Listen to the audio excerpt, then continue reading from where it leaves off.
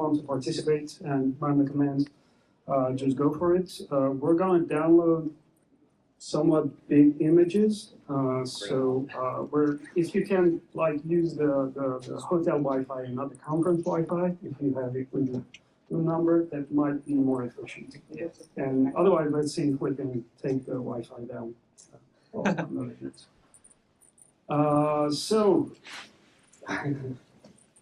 Half of the presenters are here. So I'm Alex. I work at IBM now, formerly DataStax, formerly The Last Pickle. I've been working on Cassandra for the past 10 years or so. And Michael, who will join shortly, I assume, is working in the same team as I am, K8ssandra. So we maintain K8ssandra. It's been created in, I think, 2021. And he was formerly working at Red Hat, where he grew some Kubernetes muscles. So this is the agenda. I will not cover, I think I have it somewhere, backup and restore, which is built into Cassandra. But Aaron is giving a talk tomorrow about this, so I invite you to just come and see his talk. So setup. So who wants to run the commands? I can get it to download. We have a few ones. We created a repository. So you go to the K8ssandra GitHub organization and then check the COCNA25 repo. Just clone it. You'll need to have Docker, obviously, and a few other tools that we're going to install. Docker desktop is usually easier to spin up Kubernetes clusters. We're going to use Kind for this. So Kind is Kubernetes in Docker. It allows you to easily have multi-node Kubernetes installations on your laptop. So we're going to go and check the step 1 folder. So I'm going to with you. Make that slightly bigger, maybe. Yeah, that's big enough. Like this. So if you haven't installed Kind, you're going to need to install it. So you can go through install Kind. If you're on a Mac, Windows, Linux, we have it all here. Blah, blah, blah. If that doesn't work for you, I hope we don't get there because debugging will be difficult. And then that turns into a demo for you and not a workshop. We'll pre-download the images as we go into some explanations. So you can right away run a Docker pull of the 503 image. I have it already. So it was fast. It's going to take a little bit longer for you. And then the 504, because we're going to go through an upgrade, patch version upgrade, so that you can see how we perform upgrades in K8ssandra. Okay, so as you're running these commands, I'm going to explain a little bit what is K8ssandra and maybe before what is a Kubernetes operator.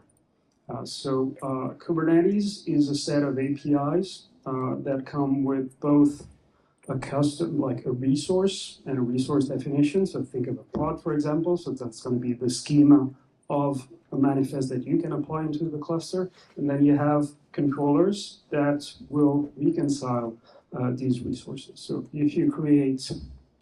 if you apply a manifest of a pod, then the controller will pick it up and create the actual objects that you expect from it.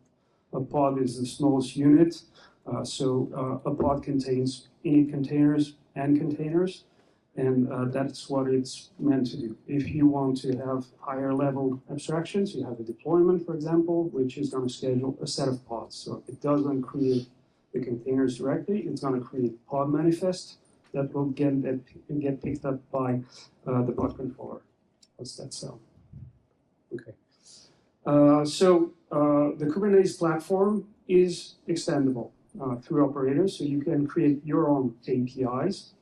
And if the basic objects that are provided and APIs that are provided by Kubernetes aren't enough for you, are you bored? You want some music? Well, I didn't know that would install that, but okay. You have media users. That's supposed to happen. Okay, so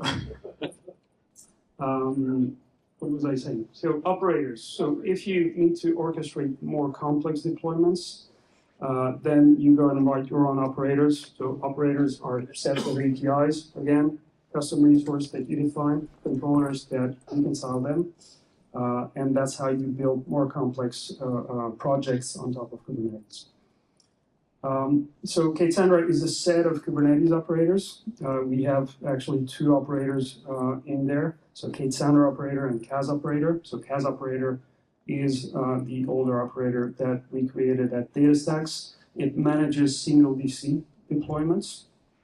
K8ssandra operator was built a few years later to manage multi-DC deployments across Kubernetes clusters. So we've seen Netflix presentation earlier today. They deploy over 4 regions. This is quite a classic pattern to have like different locations in the world. So a Kubernetes cluster will not span across regions. So you'll create one Kubernetes cluster in a region, another one in a different region, and then you have to make those work together. So K8ssandra operator has a notion of a control plane and data planes. The control plane can act as a data plane, so you'll have a control plane somewhere, and then you can define data planes in remote Kubernetes clusters. And we have a way of registering clusters so that you can remotely interact with those clusters and deploy objects onto them. So KAS operator, single DC, K8ssandra operator on top of it, multi-DC orchestration. It also adds maintenance services such as to handle repair, backup and restore, and a few other things like this, like monitoring. We also have in there the K8ssandra management API. So management, hey Michael, it's nice of you to join. So Michael, formerly from Reta. So the management API, there's a CEP currently for a new management API that would be added to the Cassandra project. We've had a management API for a while. We'll get into how it's architected and what it does here. There is Reaper in there, obviously. So Reaper and Medusa were both created by Spotify, forked by the last people later on. We participated quite heavily into the development of Medusa, unlike Reaper, which we forked afterward. So anti-entropy repair, backup and restore. And then we have Vector. So Vector, that term is quite overloaded these days. So Vector is vector.dev. It's a project that Datadog acquired, and that allows you to build observability pipelines. Well, if we get to the last step of that talk, you'll get to actually use Vector to populate Prometheus with metrics. We used to have MCAC in there, so MCAC stands for Metric Collector for Apache Cassandra. That project is deprecated. We now have a Prometheus metric endpoint directly built into the management API. So no like complex orchestration within, because MCAC came with collectd, it built some like queues of metrics and things like this. So it had some design flaws. Now we have directly as an agent into Cassandra a Prometheus endpoint. So no scraping of JMX beans or anything. It's very fast. So I'll give it up to Michael for the architecture.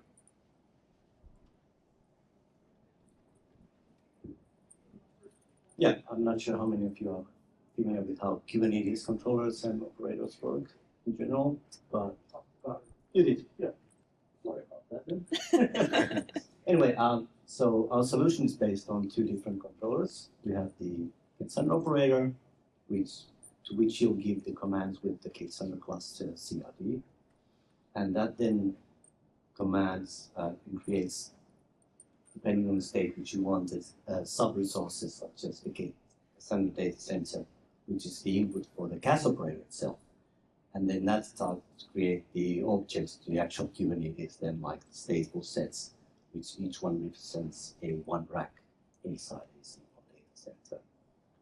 And then inside the data center, inside the stateful set, there are pods, and each pod has its own structure, We'll go through the actual port structure and what each of the services inside the containers do later on. Okay, so now we're going to go to step 2. Maybe you're still downloading images. I hope that's done. Oh, that could take a while. As long as you have 503, at least, it's good. So we're going to need to install Cert Manager. So Cert Manager is an operator to manage certificates, okay, encryption certificates. We need certificates to secure the management, the communications between the management API and CAS operator. We also need it for just basic securing of the webhooks that we have in the operators. So that's part of the first step. So let me go back to step 1 because I'm going to create the kind cluster. I need to get where I can see the that pull come in. Just verify this. This one? Oh, we can. Yeah. Is that pull command, is that in like step 1? That's actually in the basic, the root readme. Sorry, it's not in step 1. So step 1 is going to be the installation, I think, of the operator. You have a readme at the root of the project. Okay. And there you have, at the bottom, you have the commands to pull the images. Gotcha. Okay. So next, let's go to step 1. So you're going to need to have kind installed, kubectl. So I mentioned kind, so brew install kind, blah, blah, blah. And I'm going to go down to the cluster creation. So here we have the config file that's going to create, I think, 2 PCs, like 2 kind clusters. No, we're using a single one. It's going to be set for that. Just an FYI, that README at the base does not have pull stuff in there. Let me check. Yeah, at the base of it, it just has how to install kind, basically. You're right, actually. That's in step. Yeah, Yeah, so it is in step I 1. think you need to push it. We didn't push it. That's embarrassing. No, it's in step 1, actually. Okay. I think I moved it locally to the root readme, but you're right. So it's right after the creation of the kind cluster. So this is going to create a Kubernetes cluster with 5 worker nodes. I know it's unusual, but for the sake of speed and the resources it's going to eat, we're going to create 2 nodes by DC. So go back here. So now I have Kubernetes cluster, and I can go and kubectl get nodes to list all the nodes that I have. So we have the Kubernetes control plane and 4 workers. Okay. So then what we're going to do is to avoid having each worker node download the Cassandra image, we're going to load them from our local Docker registry. So that's why we Docker pull the images. So that's going to preload the images on each of the Kubernetes nodes so that it won't try to pull them from the internet once we create the pods.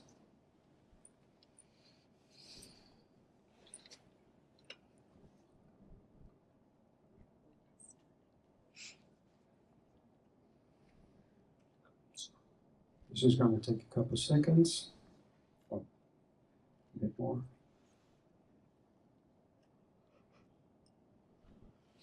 It's loading at 504. And did you manage to pull the images? It's a little, the Wi-Fi's a little slow. Yeah. Yeah, I'm getting that. Able to copy resource. Which Wi-Fi are you using? Oh, I'm on the conference Wi-Fi. Yeah, the hotel Wi-Fi is better. No, I don't have to repair. You can use my phone. You can use mine. That's a weird sentence. Can mean a lot of things. Yeah, sure. Everybody's on the phone. Okay, so Just my Wi-Fi. I've loaded the images into my notes. So next is install the K8ssandra operator. So I'm going to move to step 2. Follow up when you get there. So we have to install cert manager first. So just paste in that command that we have here. The cert manager images should be pretty lightweight. I'm going to also use Lens for a more like visual view of what's in the Kubernetes cluster. So we're going to move to cert manager namespace. Even with the room. Yeah, you go with the room, it doesn't. That's okay.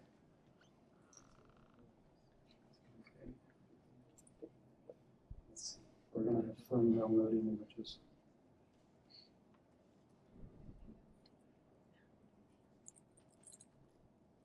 Okay, anyway.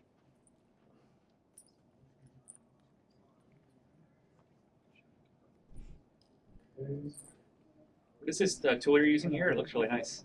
It's Open Lens, so it's an open version of Lens. Lens is a tool from Mirantis. It's kind of a workbench for Kubernetes clusters. It's actually nice. I prefer the open version. Evolved into something that I don't like the ergonomy, but this is pretty cool. Yeah. You will see that you can like get it exactly to the pods, see the logs pretty easily, and so on. So cert manager is installed.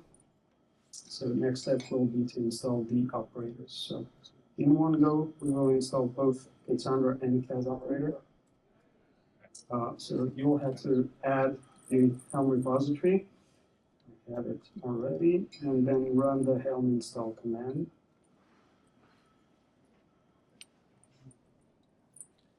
So heading back here, it's going to create a Cassandra operator namespace. It's here, okay. Go back to the pods. And you see that we have Cas operator here. It's starting up, and K8ssandra operator. Well, starting up. Pulling images, of course. Quick question while it's pulling images, when I'm trying to create the cluster, that config file, where is that supposed to be located at? The kind. Yeah. It's in the repository. Yeah, this In that kind. Okay. Yeah. I'll take K8ssandra. No worries. I also have an issue. I tried using kind command like Yeah, it says I see it on the like not specified. It says, but give me a sec. Okay, alright. So I tried so create kind. Okay, that's why. Yeah, that seems to be a delivery. Yeah, the one from. I'm gonna Max. How did you install it? I use kind of store. I use kind of store.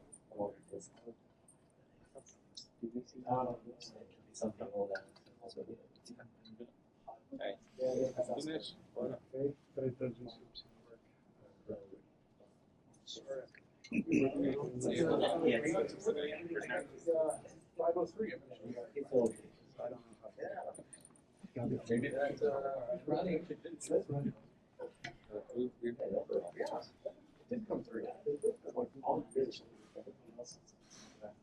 have that. Okay, so we have a Windows issue. Sadly, we don't use Windows for this, so I don't know how to do that kind of Windows. Okay, so. Sorry? That's her over there. So I think we're done with step 2. Let's see. So it was just about installing the operator. So now I'll give it up to Michael for the creation of a Cassandra class.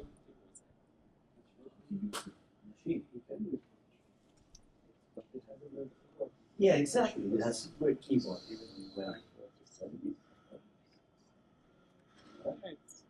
They want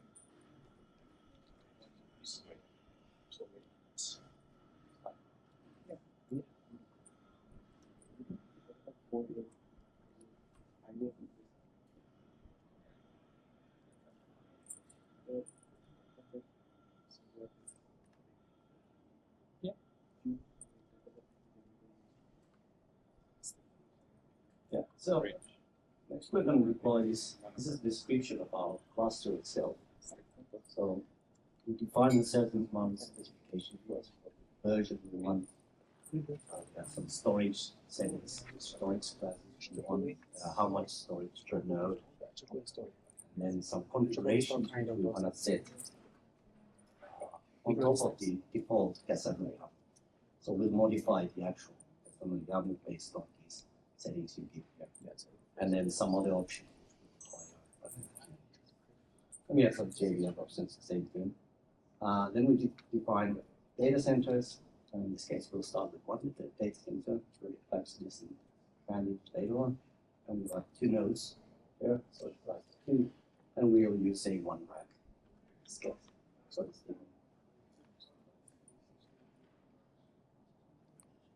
yeah, so although we don't have in this demo any settings on give Kubernetes too many instructions on how it wants to deploy pods, you could have here something like give this rack 1 deploying to AZ Europe, for example, the other one Europe 2, and so on. So you can give the instructions here on the distribute that. But otherwise, what we'll do is we'll give a restriction that you can only have 1 Cassandra node per 1 worker Kubernetes. So that's the default. Always applied. If you want to override that one as well, it is possible, but you have other issues with resource constraints and availability.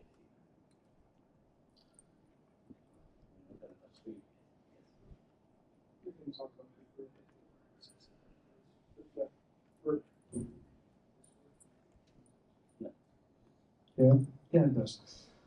So yeah, again, back to rack affinity. When you create an EKS cluster, for example, it spans over availability zones depending on what you define. So each of the worker nodes will get a label with that affinity zone name. So what you can do here is say rack 1 has to be on zone 2A, for example, and rack 2 on zone 2B. And you'll have that orchestrated, like scheduled correctly by Kubernetes. We don't have to deal with it aside from putting the affinity labels. We're deploying Reaper here. We'll go through it in the next step, but this is how you define that. You want Reaper in that cluster. It's not mandatory, it's optional, just like Medusa, fully optional. We're not deploying it here. Again, come see Aaron's talk tomorrow. Yeah, so let's just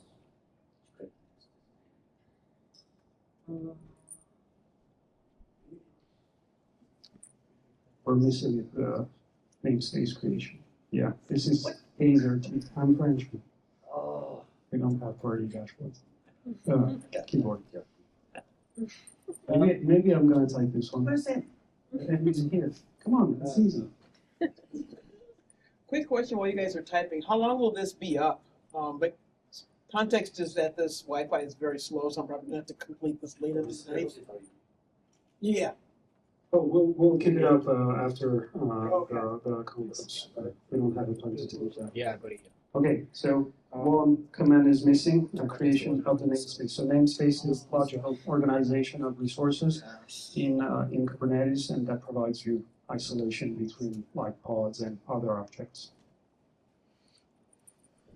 As well as security, you have requirements that you can only access this. So next we're going to deploy the actual file that we just used.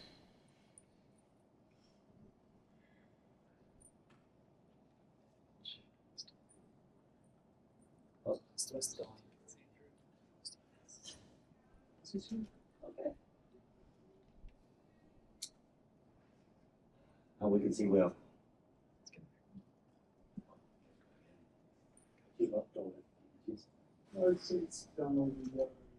All right. Okay. Present missing few images in my sheet, so that's why we're getting pending while download the images.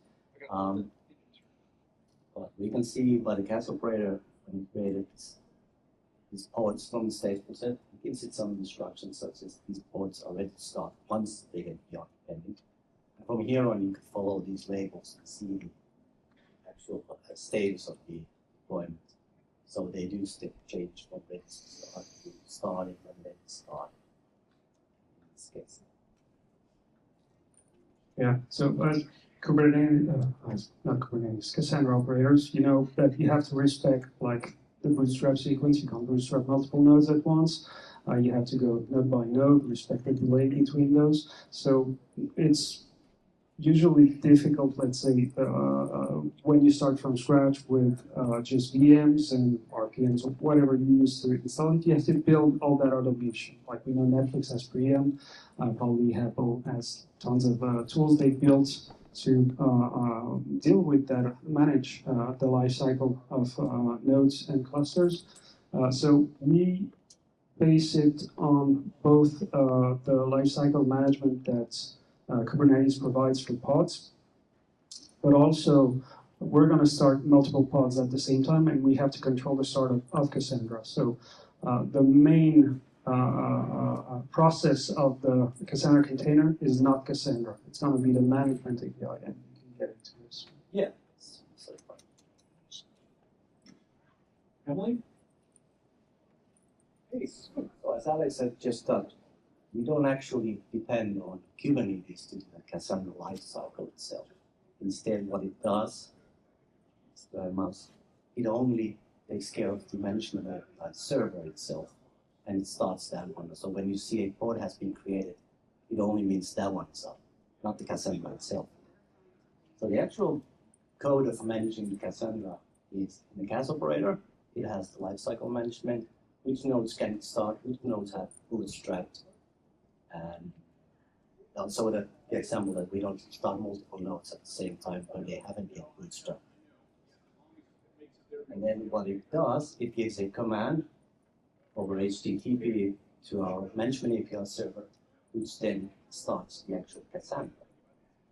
What's missing from here, images, there's actually an agent here, so the communication goes from the management API server to an agent that's running inside the Cassandra JVM.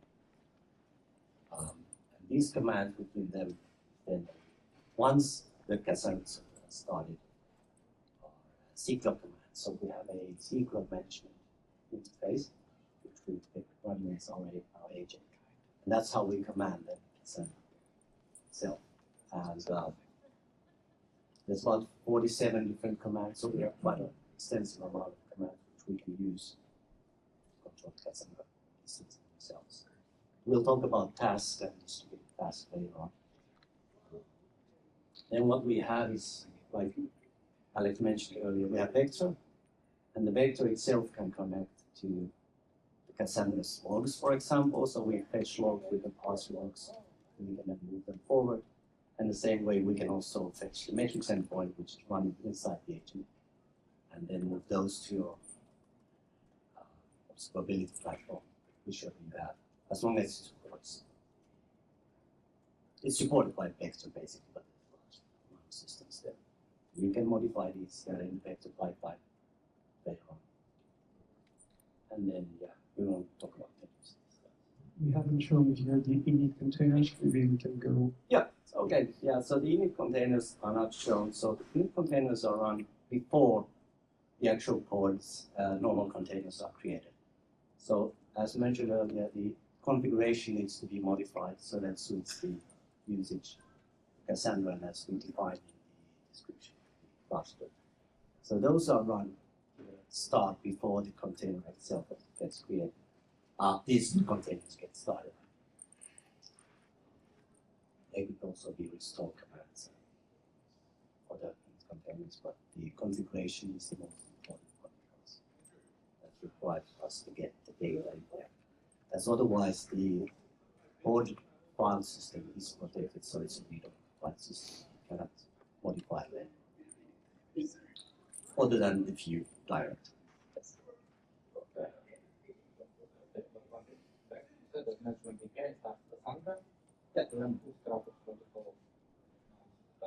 No. So the Cass operator itself has to command the management API server to start. Yeah. So it only commands.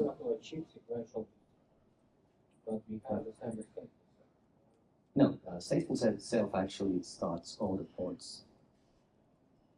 It doesn't wait for enough long. It doesn't know about the state of the Cassandra itself. It's very simple. But we can have it live Yeah, you have lines. and just have Kubernetes set up without no. Yes, but there's a case for this one as well. So if you've already bootstrapped multiple nodes, you wouldn't want security anymore. But let's say you have a loss of multiple nodes at the same time, they come back to Kubernetes. You want to get your nodes back up as soon as possible. So at that point, you will not have a security. There's also the fact that when we do a startup sequence in Gas Operator, we mark our seed nodes. And we want so the seed nodes that the other Cassandra is specified in itself. So we do those by changing labels, and then Kubernetes itself builds itself. And that seed nodes are part of the NS lookups. That's a good point. So we have automated seed node management. So obviously you don't have to put the seed nodes, which would be difficult because IP addresses change each time you restart a pod anyway. So we have a service that will expose nodes that have the seed node label, and Cas Operator manages placing those labels appropriately.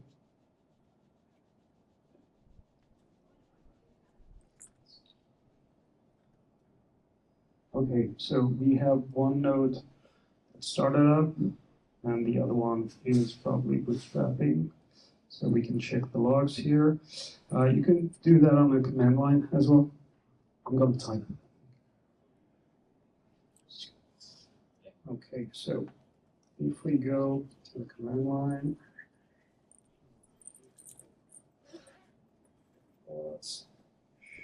in the DB namespace, I have two. This one is not ready yet, so we can do keep all logs. I want to check the server system. Okay. See server system logger container logs.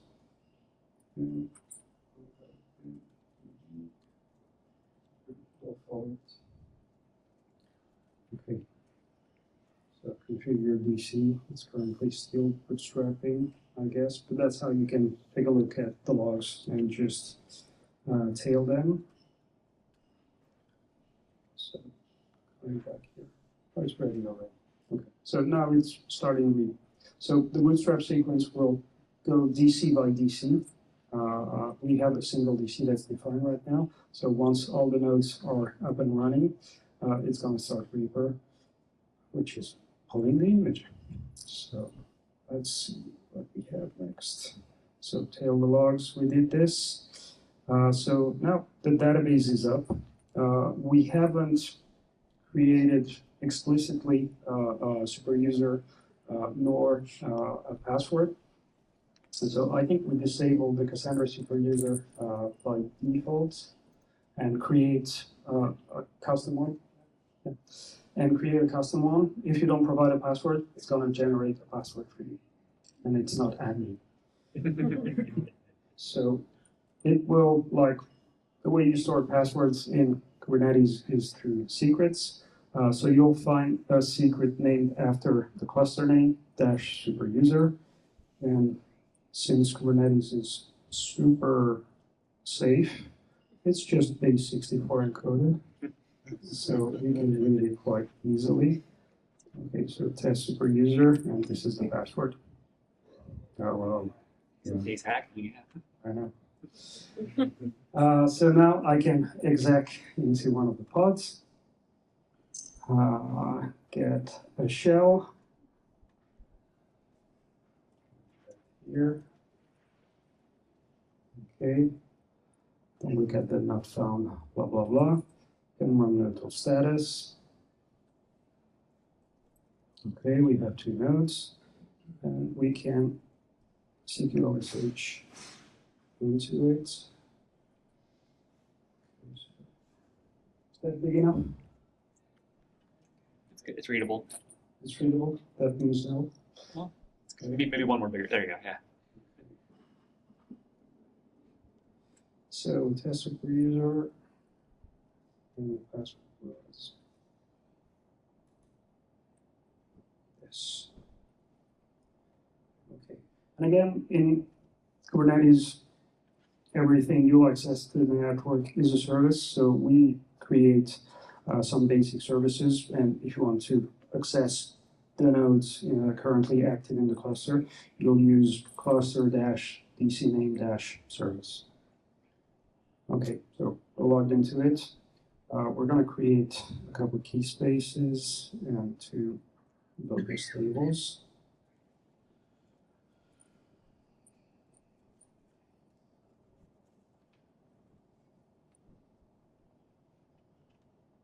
Okay, there you go. So, checking the logs. We did this, create the key spaces, exec, run security change, create this key space. Okay, scheduling repairs. So until auto repair comes to like a release version of Cassandra, and I'm really looking forward to that because I don't want to make maintain Reaper for longer. So we still have Reaper, which does the job. It's, as you mentioned this morning, it's one of the community tools to orchestrate repairs. You have EC Chronos that looks very good as well. So Reaper is all set up by K8ssandra. So we're going to port forward, I think I can select this. I'll port forward the UI. Get the command.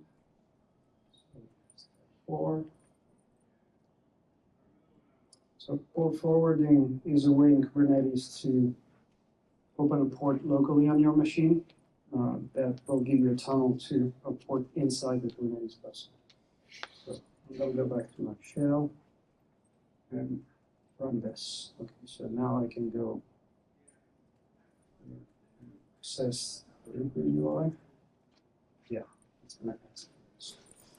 So new base 64, I'm going to cheat here and go to the Lens UI. So you see we have a test Reaper UI secret that's been created. What's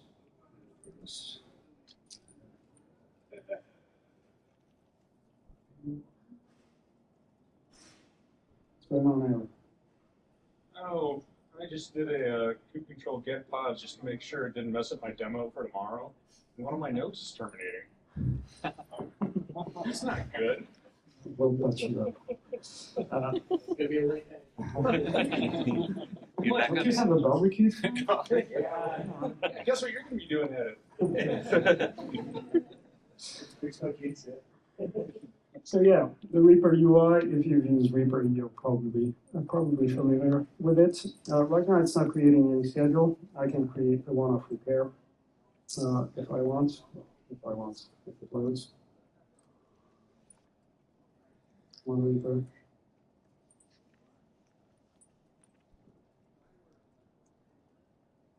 Okay, we'll get back to that. Not sure what's going on. Oh, okay, they're all back. Or if you say. Yeah. Okay, so let's see if we can enable auto scheduling. So auto scheduling is a feature in Reaper that will create a schedule for any key space that you create in the cluster, even after you've enabled auto scheduling. So when you have like big farms of clusters that you create, you want to have all of that fully automated. So step 4, we are going to modify the Reaper spec. I'll shut this down.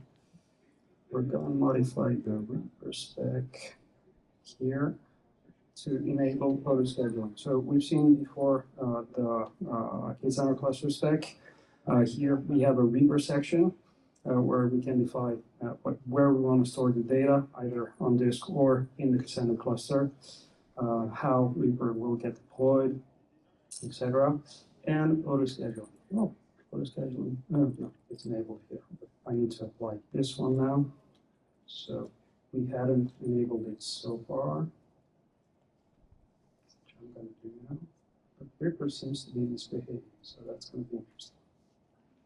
So here I've updated the Reaper spec. So the pod should be restarting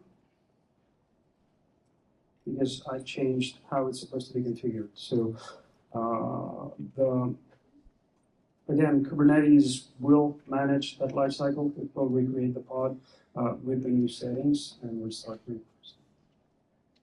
Let's see what's up here. Okay, so we can see here that it has created new schedules in the logs. Let's see if I can do this. So I'm going to shoot again and report forward here from open limits. Okay.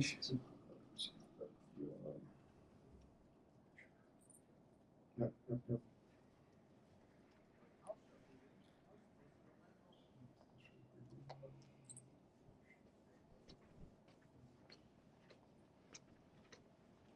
Okay, there you go. So my two schedules have been created. Because I'm like that, I'm going incremental directly.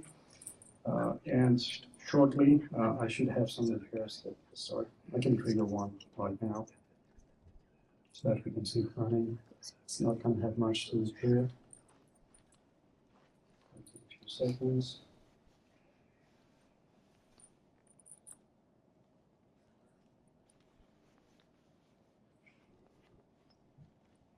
Scheduler has to kick in to actually create that. Oh, come on.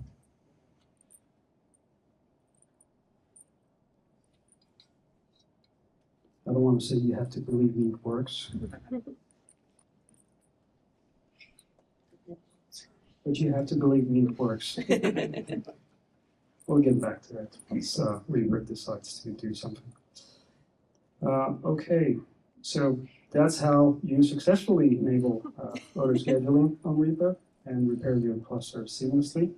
Well, I don't advise incremental repair. Again, we've seen this morning that there are some gotchas. Yeah, prepare yourself for this. Upgrading Cassandra. So it's always quite the preparation to run an upgrade on a cluster. Like you have to upgrade your configuration, you have to install the new version of the packages in your cluster, possibly build automation to do this, because if you have hundreds of nodes, then you won't go one by one into each cluster. So again, we can benefit from Kubernetes for this, how it's going to apply the configuration across all the instances of your database nodes and perform the upgrade for you. And also, we have in CAS Operator a canary feature so that you can apply any change to a configurable number of nodes before rolling it out to the rest of the cluster. Because yeah, who upgrades a cluster and then hopes that everything's going to work? If you've been long enough in the Cassandra community, you don't do that. Yeah, upgrading here is as simple, unless you have some new settings that you want to put in the configuration, as changing the server version. So we're going for an easy one, so 503 to 504. So that's simple enough. 5 was yours, right? Okay, that's good. Okay, so again, here, just changing that server version. Note that if you're, yeah, Dinesh.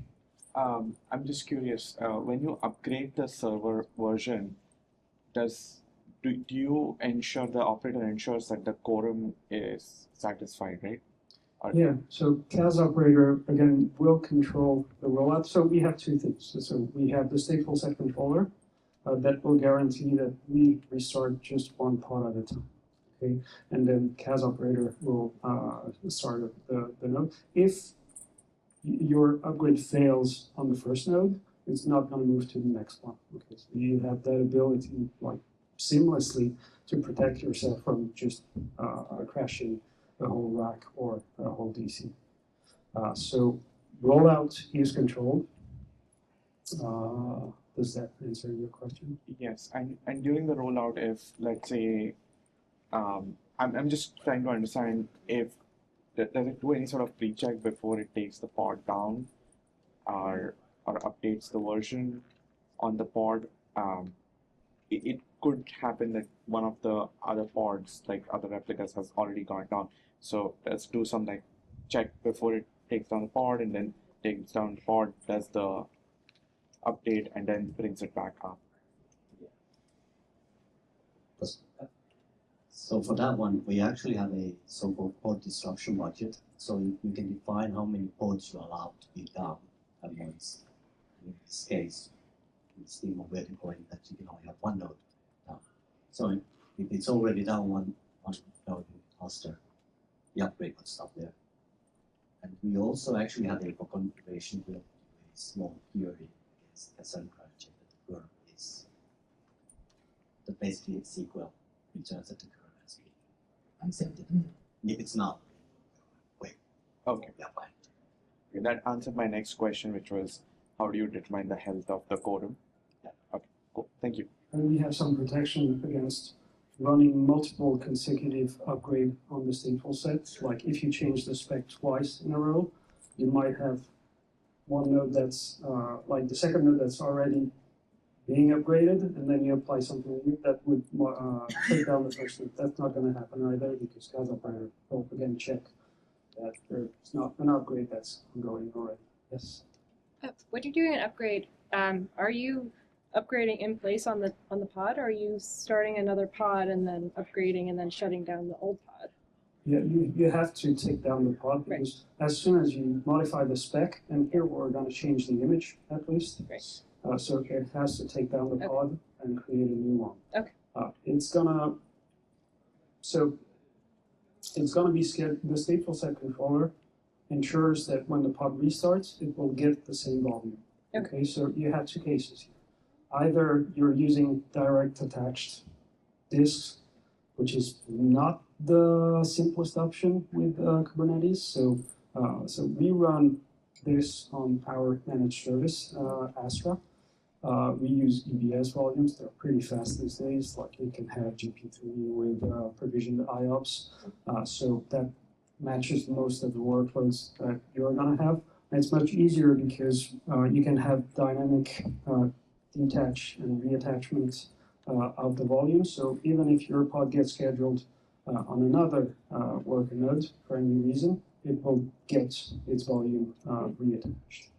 Okay, if you have direct attached disk, it's trickier. Like it has to restart on the same worker node, and if it cannot, then you have to delete the keys. So we have a process for this that we'll see how to replace the node. So how do you do those common like disaster maintenance operations? We have that covered as well. Can I ask a quick question? How was redundancy handled for the state controller? Sorry? How was redundancy handled for the controller, the one that checks to make sure that only one node is down for Cassandra, etc.? The stateful set controller Yes. in this case? Yes. How does it manage redundancy? Well, I'm thinking of the scenario where, you might be doing, a rolling restart of Cassandra, and for whatever reason, that stateful set controller bombs or something, disappears or whatever. Oh, it's not combo.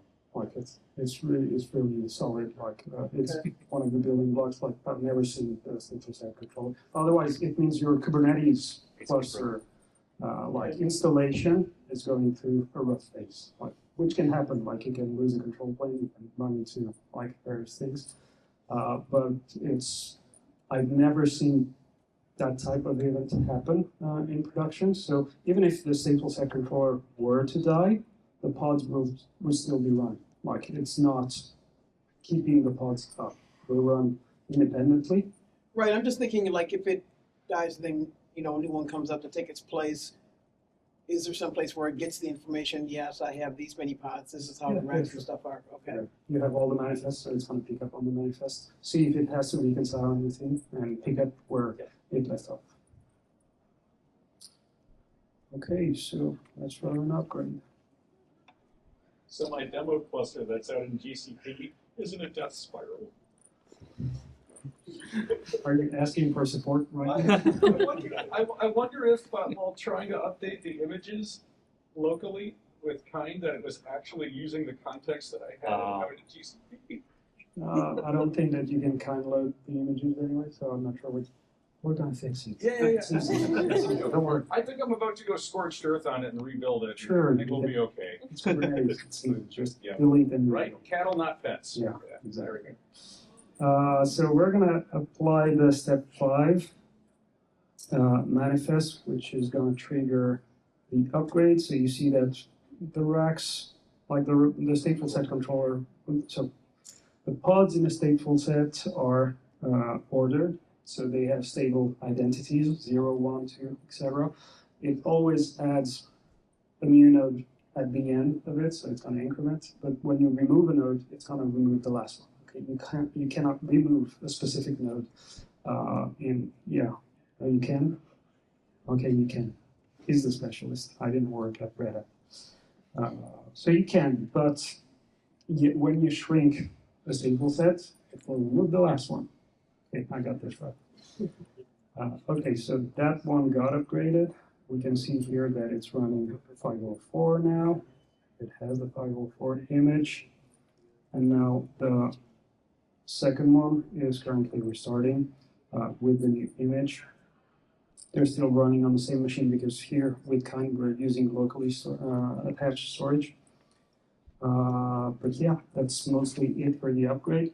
And then we'll move on to the upgrade as a single task and how we run distributed tasks like maintenance tasks on K8ssandra clusters. I think that's all I have in this step. Wait for the volume restart to go through. That's it. What it's depending on. Oh, timeouts. Interesting. I thought I had loaded it. That's the CR one. Oh, crap. It's gonna download it. It's fine. We can go now. Already pressed. Yeah. It's just a blip in the matrix. That's one. Okay, so you want to talk about this one? Yeah, so although we know you don't need actually run SSD, upgrade SSDs, in this case, we just want to use it as an example how you can run our discrete tasks.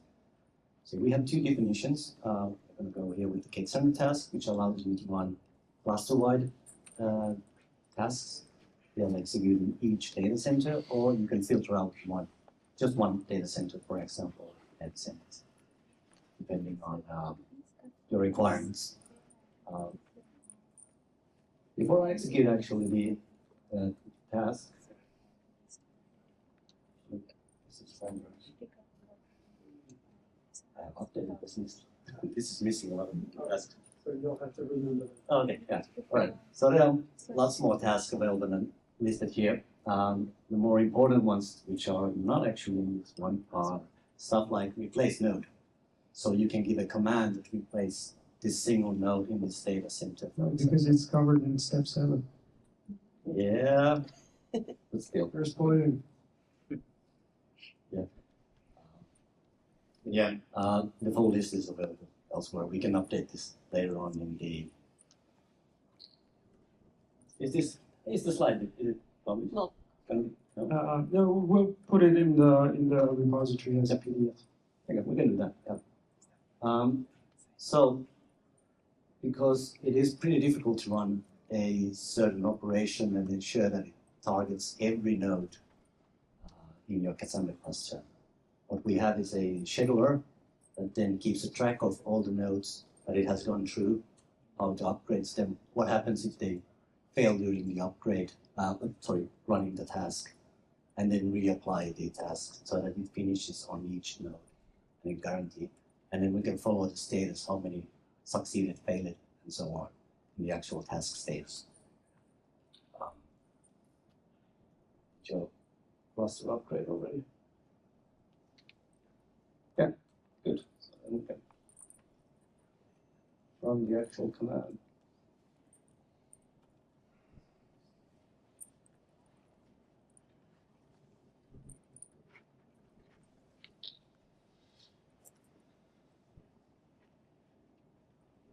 So in this case, we don't have any arguments. We can also give certain tasks or day-to-day arguments which you might want to give them.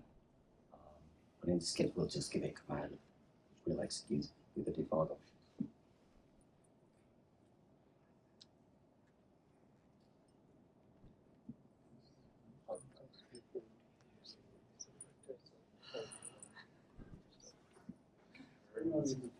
Yeah, just Here. show the actual status.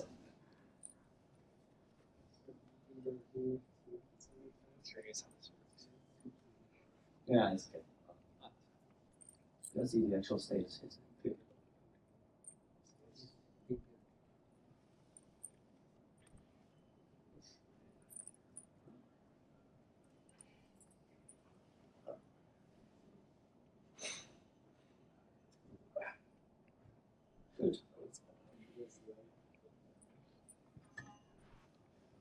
Okay, so you can see the actual, like a raw data of status that we keep on the task itself.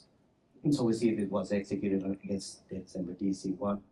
We have time when we were completed, transition times of starting, complete, how long it took, how many pods did we target, and how many succeeded. It could also be failed, but in this case, failed, so we don't have this information. This is applied always to the actual task itself. The tasks have a TTL then, so the status then disappears and the actual task disappears after a certain amount of time, but you can configure it. You can even leave it disabled so it manually only gets cleaned up.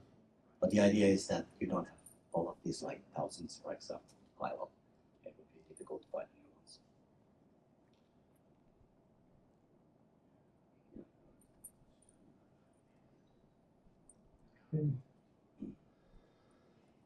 So yeah, that's how we do a rolling restart. We don't use Kubernetes primitives for this because each stateful set will be a rack. You can have multiple racks, multiple DCs if you want that to be orchestrated overall.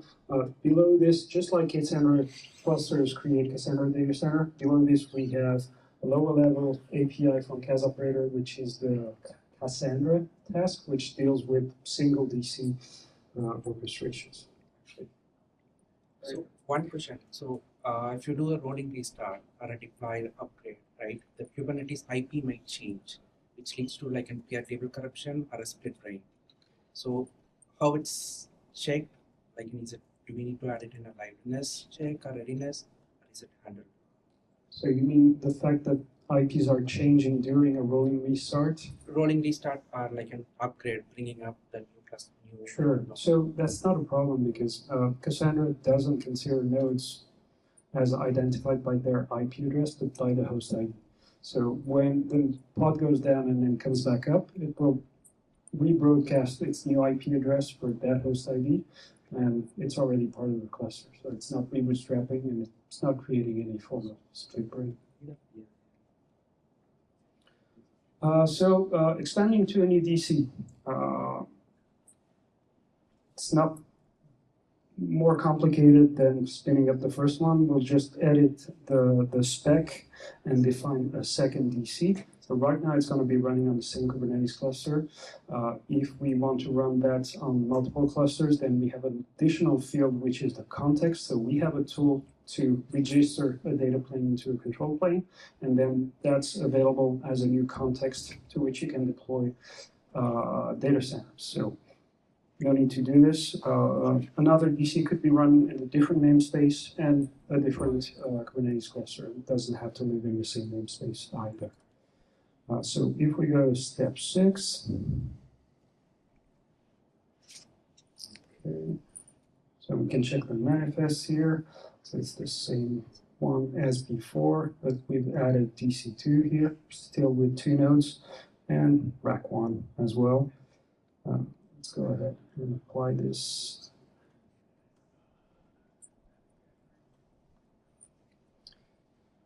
Okay, going back here to pods. And you can see that we have DC2 pods up here. So again, Cassoperator is going to manage like the orchestration of this and schedule a rebuild after that. We're adding a new DC, that means we need to run rebuild. It's going to schedule a Cassandra task. to perform the rebuild. So you don't have to run it, it's done. We haven't talked about removal, but removal is fully orchestrated as well. So for you, it's just about changing the size of a DC. So if you want to remove a full DC, you just remove it from the spec. CAS operator will take care of like removing the nodes from the ring, changing replication factors. Well, on system key space, you still have to modify the replication factor of your user-defined key spaces. We don't deal with that. We have a way of specifying it as an annotation, but it still means K8ssandra operator will not mess with your replication. You have to go with it. We only deal with the system spaces. Okay, so expanding, reducing the size of the cluster, adding DCs, removing DCs, this is fully orchestrated. Guess what? It's pulling images. This one was fast, but that's 600 megs or something. So that's fairly big. It's going to get there. So we have the unique containers. So we mentioned the unique containers first. So yeah, it's mostly to generate your Cassandra YAML, JVM option files, etc., based on the configuration we passed. So it's provided here. You can look into the configuration we generate here, which is passed as environment variable to the config init container. Again, it runs first before the main containers. It has a limited lifetime, like it executes and exits. And once that's done, the main containers will start up. Okay, so let's download the images. So let's move to that. Yeah, we can explain how it's going. So in some certain cases, you might need to. You might want to replace a node in Cassandra itself, which is quite a time-consuming option, usually when done manually. So we have a task for this, which automates the actual both Kubernetes steps as well as the Cassandra steps required. So the first thing we'll do is, we'll take down the pod itself. We will delete the PVCs, which are the permanent file system, basically. So that you'll start with the empty node and with the disks. And when it starts the actual pod itself, the management API will tell Cassandra that this is replacing a previous node that was given in the task. So we keep the state of all the nodes and their host IDs elsewhere, so we always have the state. Then Cassandra can rebootstrap itself and download the rest of the data. Should you have something? Did you just copy? Yeah. No, there is. So yeah, usually the process for this, if you're running a Cassandra cluster outside of Kubernetes, is that you're gonna stop the process, wipe commit logs, data, and so on, and modify your Cassandra AMP so that you can inject and replace the rest first boot. Here again, you just run a Cassandra task specifying the name of the pod you want to replace. It's gonna do all that for you, like delete the PVC and so on. So in the Kubernetes land, usually you do that when your data is corrupted. You've lost the disk, it cannot reattach, because otherwise you could bounce the node, the pod to a different node. But if you lost the data, that's how you deal with it. Yes? Should I run create from the control plane DC if I want to replace the bottom or send PC? It depends. So if you're running a K8ssandra task, then you put it on control plane. But assuming your control plane is for example down, guessing it's way down, you could run a Cassandra task with the same options, which is to change the name and then target that single data center, which is always running a copy of the operator. So you have each data plane running the operator, so you can run it there and replace the nodes as well. So it's like a backup scenario in case your control plane cannot communicate with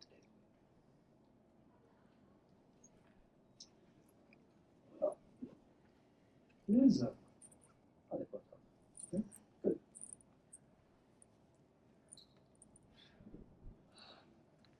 see that we have a single Reaper pod because we specified single, which means we only want one Reaper instance across all these things. If you want me to fight this? You use the that cartridge. Yeah, Is that it is though. We don't like Stargate. It was an ambitious project, like both bringing new APIs that didn't work out. Sorry? Yeah, like we have something else. Like we have an offspring of Stargate that is more acting as a proxy more than a coordinator. I think that the multiple APIs that Stargate provided didn't think I think community. Same for Astra. So in our Astra service, we use Stargate. Caused some issues with topology problems and stuff like this. But bottom line is CQL remained, I'm sorry, Patrick, CQL remained the way people wanted to interact with wait a second, but that's going to change. SQL is coming. It's going to be big. So, People write COBOL too, man. yeah, I used to write COBOL. Yeah, same here. Yeah. We can work in a bank, I guess. So what was I saying? Stargate, yeah, you can still deploy Start. No, we removed it actually. I think Deprecated. I forget it. We don't advise using it like the project is not. No, and it won't work with the Cassandra 5, so. It doesn't work. It doesn't even work with Cassandra 4. So. Yeah, yeah. How application team connect to the Cassandra? Sorry? The application team. That means you provision the cluster and. That's a good question. So it depends if your application is running within Kubernetes or outside of it. If it's outside of it, it's going to be challenging because the way you access a cluster from outside is through like load balancer services or ingress or things like this. And Cassandra is not cloud native. Like the drivers connect to each node and maintain a persistent connection. So we run Astra on Kubernetes, again, using operators. And in one flavor, it's CAS operator. So we have drivers that implement SNI. So it's a way of addressing specific nodes from outside the network. So we can go through an ingress, through a gateway, and have a persistent connection to each of the nodes. And it adds a header with the host ID that it wants to connect to. So with K8ssandra, it's difficult. It's better to run your application. It works better if you run the application within the Kubernetes cluster because you can just use the service like I did before, like the SDC1 service as contact point, and then it's going to do the discovery and work as usual.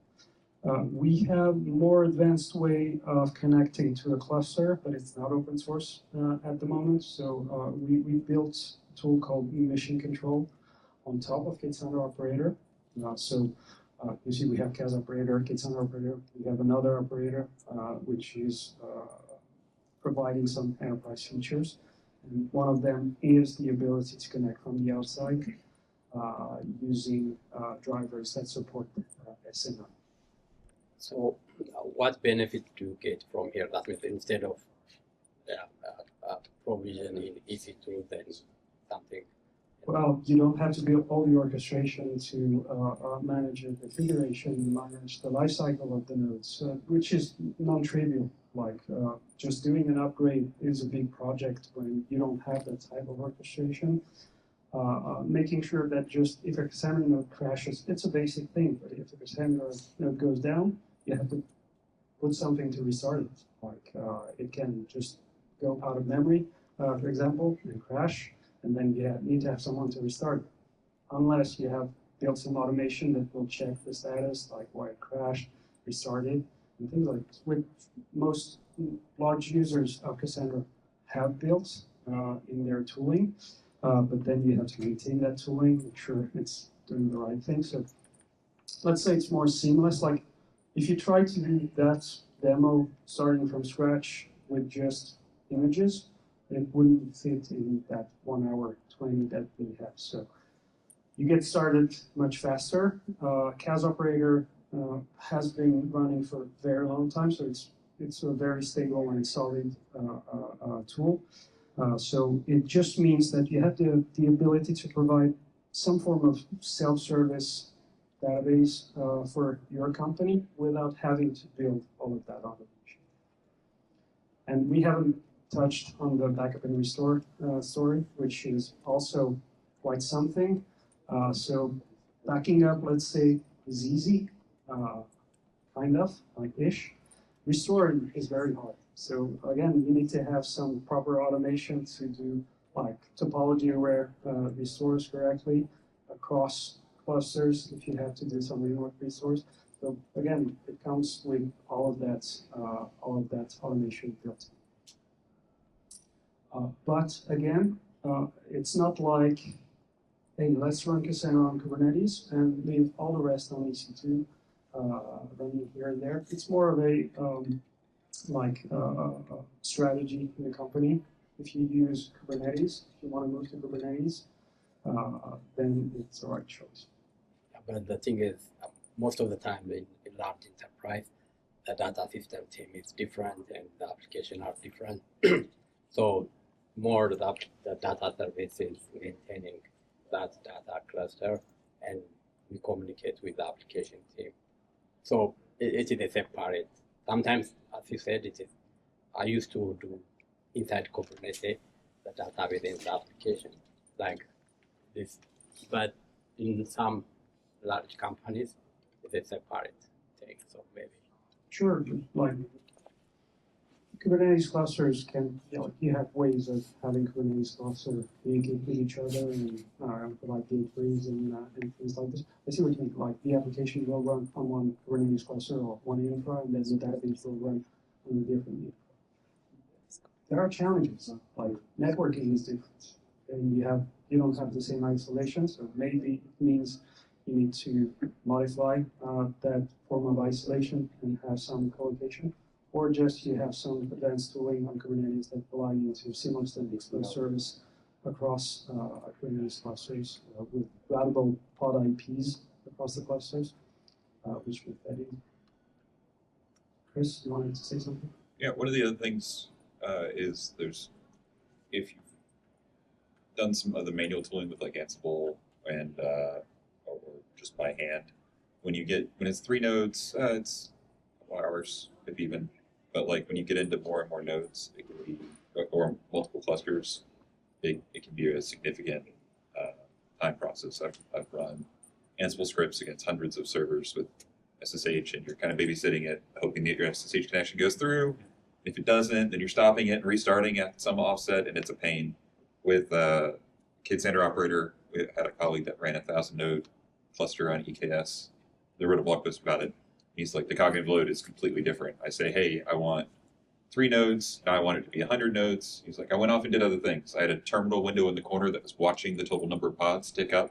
And when it reached that level, he could go back and do what he needed to do. And he took that up to like 1,200 nodes in a single cluster, which is pretty ridiculous. I would not want to watch that Ansible script run, personally. About 48 seconds to replace that. You can do it. See how fast it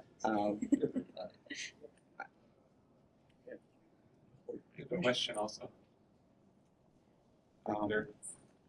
So I was just curious very quickly for the question that he asked earlier about the pod routability. Could we use like something like ZDM proxy in front so that you can make that service routable externally? Outside of that, yeah, ZDM proxy. We have CQL proxy. We do that a bit better, but it's not like we maintain it anymore. But the Ingress story is something I agree. We have 5 minutes.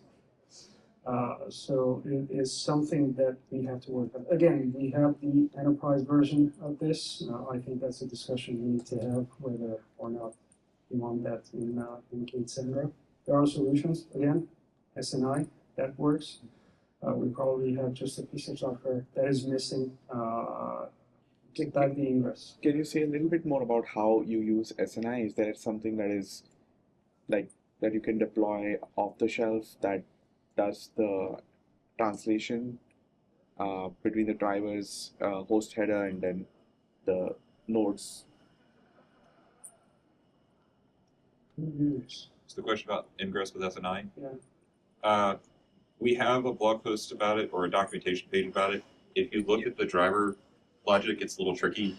During the TLS handshake, the SNI header, if you will, or attribute, is set to the host ID of the Cassandra node that the driver wants to talk to.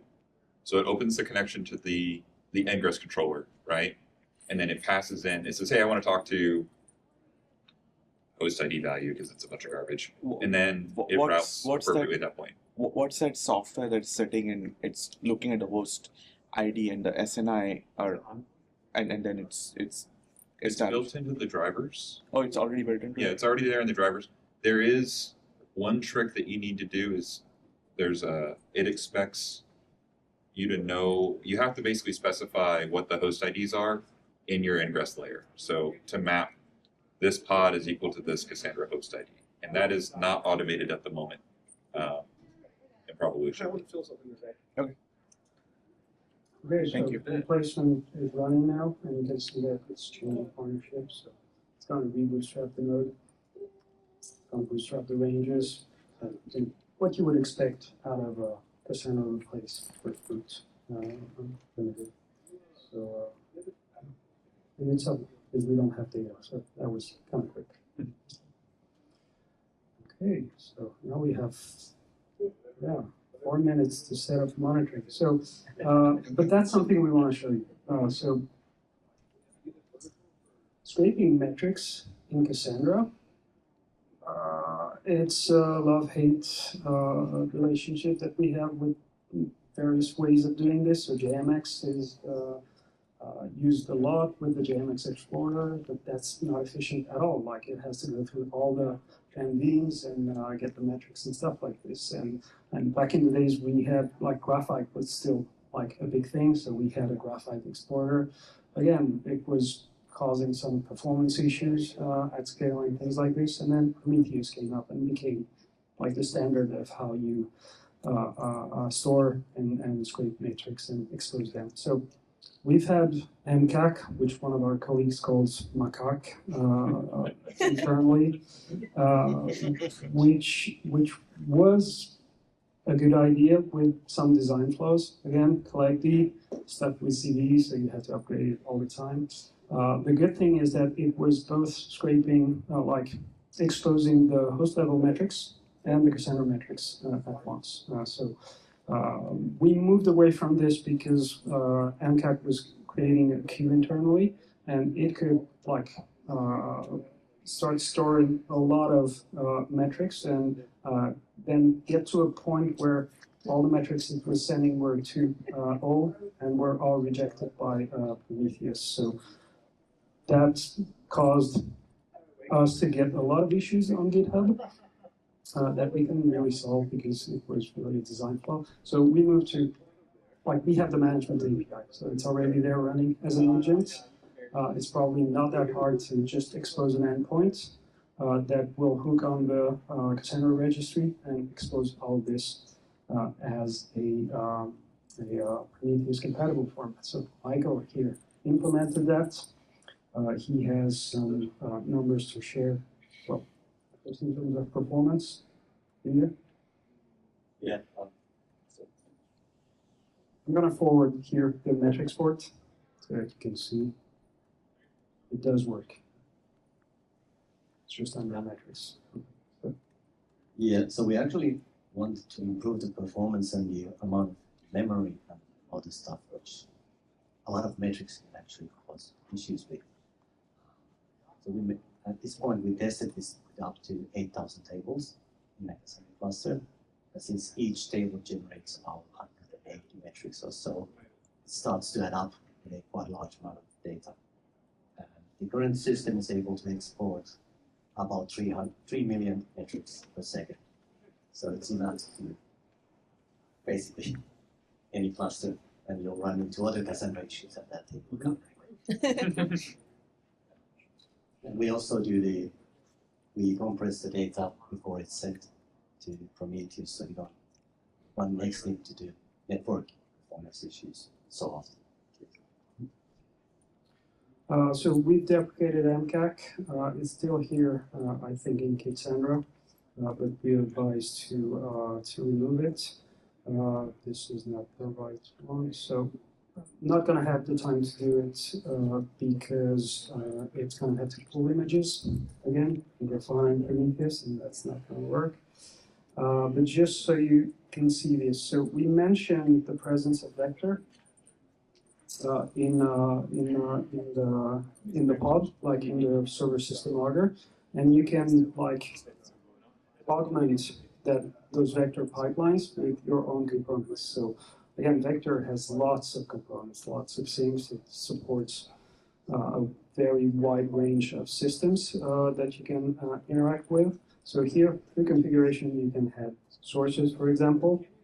So if you want to get the host metrics, which we don't have since we don't have MCAC anymore, then you have a host metric source that will pick them up for you. And then you can send those host metrics into a transform and into sinks. So here, what I'm doing is that we have a built-in Cassandra metrics source inside the vector configuration by default. So I'm just pulling the host metrics, enriching them with cluster name, DC name, rack name, so that we can have proper dashboards behind it. And I'm sending both Cassandra metrics and enriched host metrics to a Prometheus instance with remote write enabled. So we're doing a push and pull from within vector. You could also use more standard ways of doing this, like service monitors. So the Prometheus operator exposes service monitor API, which does discovery of straight endpoints, and will do the full version of this and scrape all the pods that we generate. And so we have the example here to run the Kubernetes stack so that you can have Prometheus and Grafana set up vector, and then load some dashboards so that you can see what you have there. So you can go to the, with a better internet connection, you can go to the repository, do all of that again, and go down to setting up monitoring. And yeah, that's time for no more questions? Sorry about the workshop experience. We knew that was going to be challenging, but we made it to step 7. Thank you.